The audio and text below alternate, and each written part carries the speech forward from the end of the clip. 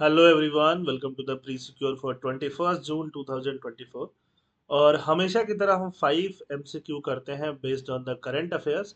और ये एमसीक्यू आपके लिए काफ़ी हेल्पफुल हैं, खासकर आपका प्रीलिम्स को सिक्योर करने के लिए। जब सारे लोग परेशान होंगे कि प्रीलिम्स में 1 महीने बचा है, 2 महीने बचा है, करंट अफेयर्स कैसे करें, तो आपकी ये जो लगातार 5-5 10-10 मिनट जो आप डेली करके और नोट्स बना लेते हो ना, ये जो मेहनत होगा वो आपको प्रीलिम्स को सिक्योर करने में हेल्प करेगा। फॉर एग्जांपल डेली आप 5 पुशअप लगा रहे हो, 5 किलोमीटर रनिंग कर रहे हो, तो आपका हेल्थ अच्छा रखेगा ना। वैसे ही आपको प्री सिक्योर हेल्प करता है। तो लेट्स बिगिन। देर किस बात की। पहला क्वेश्चन नालंदा यूनिवर्सिटी से रिलेटेड है। क्या ये करंट अफेयर से रिलेटेड है? बिल्कुल। मोदी जी ने अभी री इनोग्रेट किया है ना, राज सर का लेक्चर भी नालंदा यूनिवर्सिटी पे पड़ा हुआ है, हमारे यूट्यूब चैनल पे जो आप देख सकते हो। तो नालंदा यूनिवर्सिटी से रिलेटेड कुछ खास बातें। इसको किसने फाउंड किया था? कुमार गुप्त ने, जो गुप्ता डायनेस्टी से बिलोंग करते हैं। और कब किया था? अर्ली 6th सेंचुरी में। क्या यह स्टेटमेंट सही है? It was a monastic establishment that primarily taught Buddhist philosophy. Primarily की जगह ओनली होता तो मैं काट ही देता। Nalanda university is recognised as UNESCO world heritage site. ये तो पक्का ही सही होना है, इतना फेमस है यूनेस्को वर्ल्ड हेरिटेज साइट, तो होता ही होता। तो थर्ड जिसमें नहीं है वो हटा दिया। सेकंड भी प्राइमरली लिखा है, सही स्टेटमेंट है, सेकंड भी हमने सही कर दिया। सेकंड सही कर दिया तो हमने बी हटा दिया।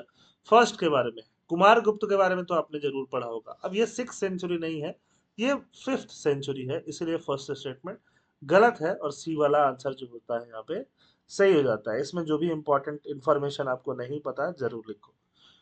क्वेश्चन नंबर सेकंड के बारे में चलते हैं। कवच system is an indigenously developed automatic train protection system. कवच के बारे में, ट्रेन प्रोटेक्शन सिस्टम, ट्रेन का एक्सीडेंट बहुत हो रहा है तो कवच उससे रिलेटेड है क्या? सही है।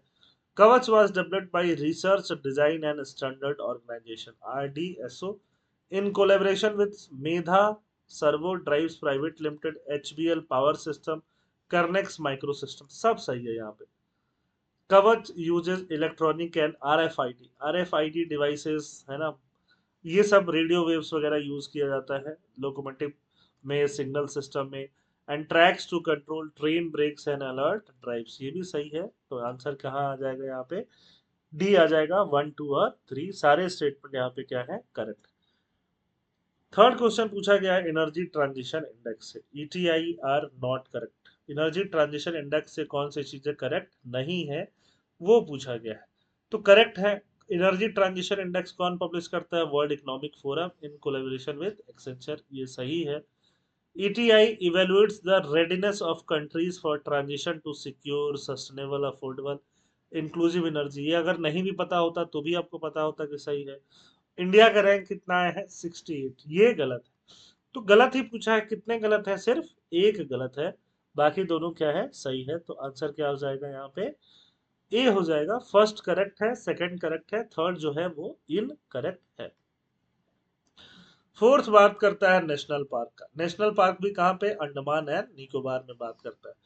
पहला बात करता है Galathea national park is the southernmost national park. Southernmost, सबसे साउथ में नेशनल पार्क है and part of the great Nicobar biosphere reserve. क्या ये सही है ना। Mahatma Gandhi marine national park is located in north Andaman. North Andaman में लोकेटेड है and was declared a national park to protect mangrove coral nesting sea turtle. क्या ये सही है? माउंट हैरियट नेशनल पार्क का नाम बदल के माउंट मणिपुर नेशनल पार्क रख दिया गया। Is the third highest peak in Andaman and Nicobar archipelago and a butterfly hotspot. तो इसमें जब आप देखोगे ये भी सही मिलेगा, ये भी सही मिलेगा। अगर यहाँ नॉर्थ नहीं लिखा होता ना तो सेकंड स्टेटमेंट भी सही होता। तो यहाँ जो सही है वो क्या है? 1 और 3। फोर्थ के 1 और 3 सही है। सेकंड क्यों इनकरेक्ट है? क्योंकि वो नॉर्थ अंडमान नहीं होके साउथ अंडमान है। कहाँ पे? Mahatma Gandhi marine national park. Fifth question of the day की तरफ चलता है। यूएन रिफ्यूजी कन्वेंशन 1951, इसमें क्या करेक्ट है, क्या करेक्ट नहीं है? 1951 convention relating to the status of refugees was the first comprehensive attempt to define refugees and establish guideline for the protection of their rights। पहली बार refugees को define करने की अच्छे से कोशिश करी गई। Certain category of people such as war criminals do not qualify for refugee। तो ये बिल्कुल सही है। दोनों के दोनों स्टेटमेंट जो है यहाँ पे बिल्कुल सही बैठते हैं। और आंसर क्या हो जाता है? सी। और इसी के साथ कमेंट सेक्शन में आप अपना स्कोर ज़रूर बताओ। जो भी इन्फॉर्मेशन आपको पहले से नहीं पता है वो नोट में लिख लो। ठीक है? चलो मिलते हैं नेक्स्ट लेक्चर में। तब तक के लिए थैंक यू। जय हिंद।